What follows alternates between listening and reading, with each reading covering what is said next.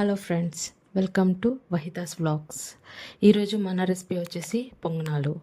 So దీనికి కావాల్సిన ingredients వచ్చేసి 3 మీడియం సైజ్ ఉల్లిపాయలు, పచ్చిమిర్చి, 3 eggs and dosa batter friends.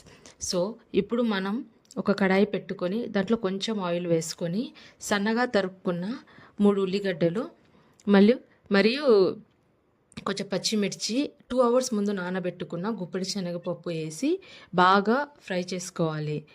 ఇది ఇట్లా ఫ్రై చేసి వేసుకుంటే మన పొంగనాలు వేసుకోనికి బాగుంటుంది. పచ్చిగా వేస్తే కొంచెం రాగా అనిపిస్తాయి, మగ్గవు. సో మేము ఎప్పుడు ఇలానే చేస్తాము.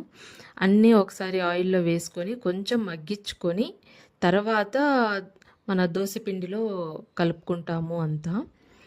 ఇందులోనే కొంచెం పసుపు వేసుకోండి, కలర్ బాగా వస్తాయి, ఎల్లో కలర్లో వస్తాయి, బాగుంటాయి చూడడానికి. తర్వాత 3 ఎగ్స్ వేసుకోండి, బ్యాటర్ని బట్టి ఎగ్స్ వేసుకోండి. నాది కొంచెం ఎక్కువ ఉంది కాబట్టి నేను 3 ఎగ్స్ వేస్తున్నాను.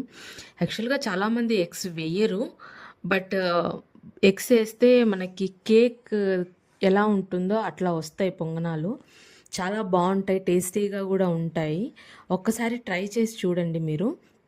ఇప్పుడు ప్యాన్ పెట్టుకొని పొంగనాలు ప్యాన్ తీసుకోండి. ఇది మీకు డీమార్ట్లో ఎక్కడన్నా షాప్స్లో అయినా దొరుకుతుంది. కొంచెం కొంచెం ఆయిల్ వేసుకొని అన్ని దానిలో వేసుకొని అంతా అట్లా కలిసేలాగా తిప్పుకోండి. ఇప్పుడు మనం కలిపి పెట్టుకున్న బ్యాటర్ దాంట్లో ఫుల్గా వేయొద్దు ఫ్రెండ్స్, కొంచెం తక్కువ ఉండేలాగా వేసుకోండి. ఎందుకంటే అది పొంగుతుంది, పొంగినప్పుడు అంతా పైకి వచ్చేస్తుంది కాబట్టి కొంచెం తక్కువగా వేసుకోండి. వేసుకొని తర్వాత మనం మూత పెట్టేసి ఒక 2 మినిట్స్ మీడియం ఫ్లేమ్లో ఒక 2 మినిట్స్ క్లోజ్ చేసి పెట్టండి. తర్వాత ఇప్పుడు చూడండి బాగా కాలింది వన్ సైడు. ఒక స్టిక్ కానీ లేదంటే ఏదన్నా ఒక స్పూన్తో కానీ ఇట్లా తిప్పుకోండి. వన్ సైడ్ బాగా కాలింది, ఇంకో సైడ్ తిప్పుకొని ఒక 2 మినిట్స్ అట్లనే క్లోజ్ చేసి పెడితే రెండో సైడ్ కూడా బాగా మగ్గుతాయి. ఇప్పుడు చూడండి మన పొంగనాలు బాగా రెడీ అయినాయి.